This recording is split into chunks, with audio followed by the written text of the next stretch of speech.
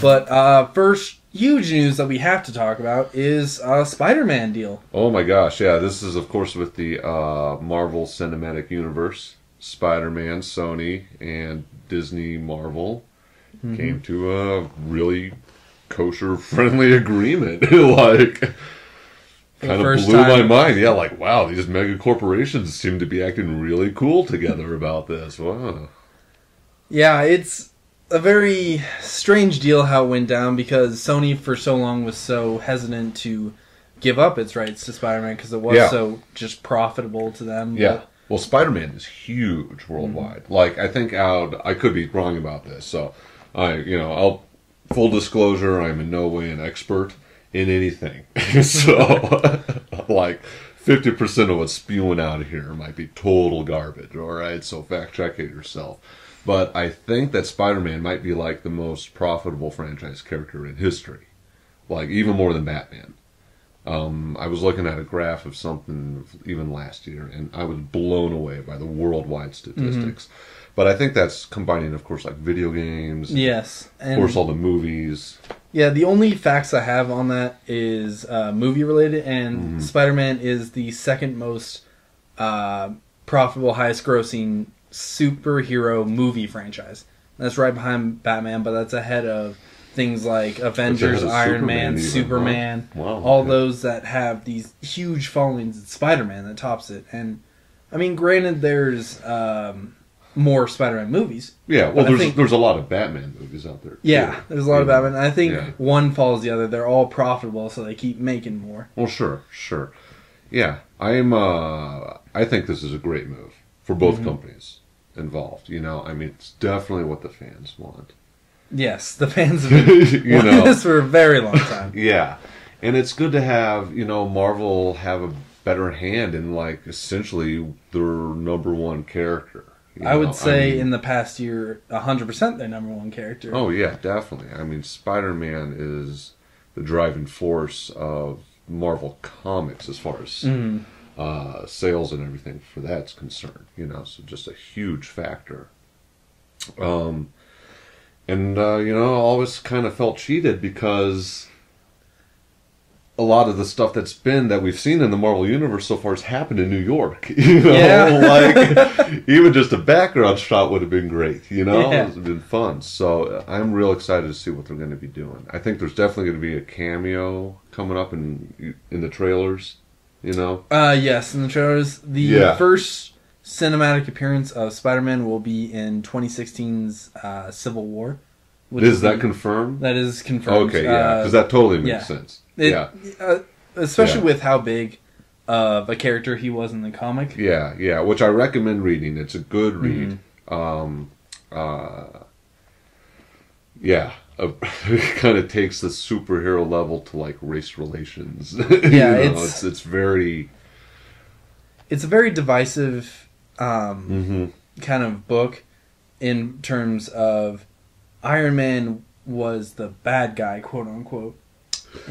Yeah, Iron Man is portrayed as the bad guy for a lot of that versus Captain America. And the whole basis of it, and this isn't a big spoiler at all.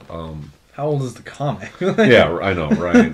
So the basis of this story, Civil War, is that there's this terrible crisis, and the U.S. public starts to have an outcry and be like, we need to, like, register and regulate these superheroes. They're running amok. It's crazy. Heroes, villains, all of them.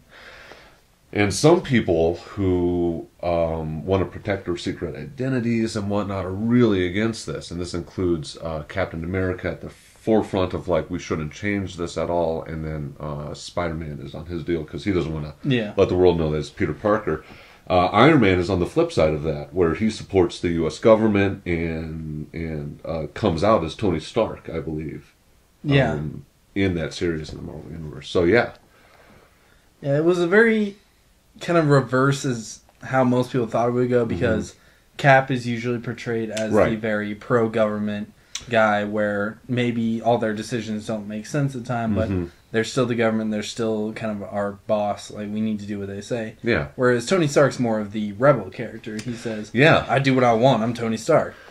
Yeah, I like that. It is interesting because there is a serious role reversal there. But, you know, I liked how Captain America, I was reading that and I always felt like, wow, Captain America's standing for freedom over, you know, the law, essentially. Yeah. And, you know, that's ideal, you know, and that's been a theme throughout American culture, you know, I mean, 1984, although George Orwell might have been a British author. I have no idea. Like I said, garbage. Certainly sounds British. Yeah, right, you know. I wish I knew more about smart stuff. Yeah. But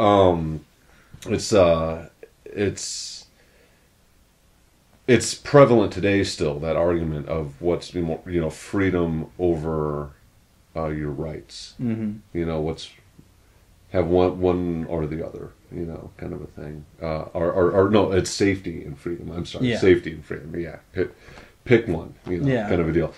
And so I think it'll be interesting how they approach it in the movie, because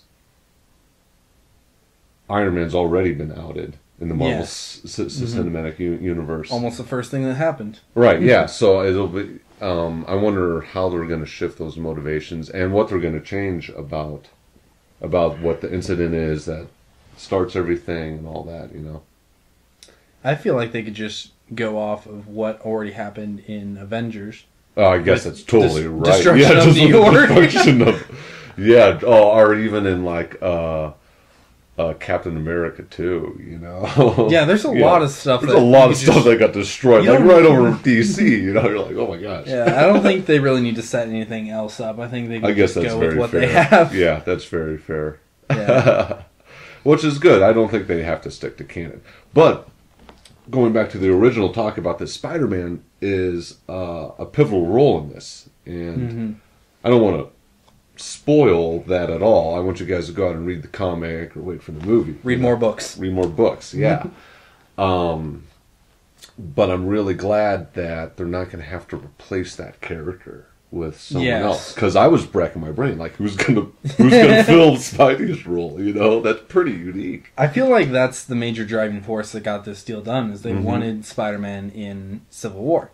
Because when they first made the announcement that Cap 3 was going to be Civil War, that was the first thing I thought. I was like, where's Spider-Man? Yeah. Where's Spider-Man going to be? Yeah, there was kind of a lackluster reaction to Amazing Spider-Man 2. Yes. Also, I don't think it was as good as what Sony wanted it to be. Yeah, I liked it personally. I thought it was good. Yeah, I thought it was pretty good. You know, I think but at the same time, Amazing Spider-Man franchise has been better than the previous one. I love Sam Raimi, but, you know, sorry, you know, Spider-Man 3 just killed it. Spider-Man 3. We don't talk about Spider-Man 3. Yeah, let's just ignore that. But one of the reasons I hated Spider-Man 3 is because of how they portrayed Venom. And that leads me to what they're going to do now, because this is pushing the whole Sinister Six thing and the Venom movie. And there was another one that they were talking about that was an all-female team or something. Yes. They had a lot of plans that they haven't really talked about since the deal. They haven't said whether they're going forward with them or... Yeah, I wouldn't be surprised if the whole Sinister Six thing just kind of gets scrapped. Just everything dumped? Yeah, they just kind of focus on this new version of... I mean, they already dumped the lead actor, who was not the problem with the Amazing Spider-Man series. No. And, you know, I've got a lot of people who have talked to me about that, how they're always frustrated about how they're shifting characters with Spider-Man. But here's the problem. Spider-Man's a teenager in most of these stories. Yeah. You know, if you're making these movies, you know, 4 or 5 years apart, you're not going to be able to keep the same leading man believable for too long, you know? He was, 29 in the last movie? Yeah. Yeah. Was he that? He was 29. Yeah. Well, he just has a really young face. Yeah, so there you go. It's just like a matter of time. It was like, I imagine everyone on set was like, just please don't show up looking older today. Yeah. And there are great Spider-Man stories that are out there where it's an adult Peter Parker. You know, most of them really. You know, I mean, if we're talking about the comic book.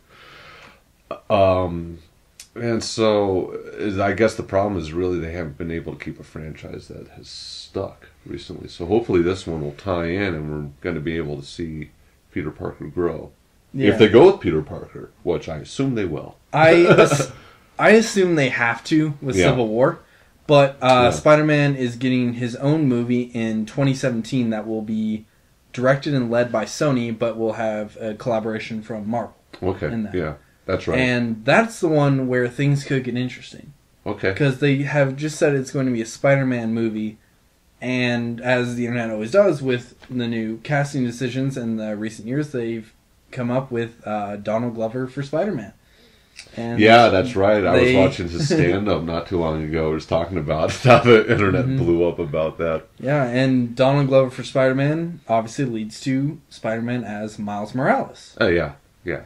And with the most recent reboot happening so recently, I can actually see this one going through. I doubt it will go through. I think it will go. I agree with you. I don't think it will go through. Because Miles Morales is a great character, however, is kind of a product of comic book weirdness, you know. Fair enough. And what that is there's a whole nother comic book line called Ultimate Marvel, which is just a different universe attached from the Marvel universe that most of us are aware of. For people who aren't aware of this. And in that universe, Peter Parker dies at one point, and Miles Morales assumes the role of Spider-Man. Although he doesn't have the same origin story, though. No, I can't. I'm not well versed on the character, honestly. I stopped reading Ultimate when that happened. Yeah, he is a half black, half Latino male, very young. He seems like a young high school. Oh yeah. Age, and he's very young. Has very much the same personality as Peter Parker does, except he is, in Marvel's mind, appealing to this whole new group of people that they were never able to touch with their characters, since they are mostly all white guys. Yeah, exactly.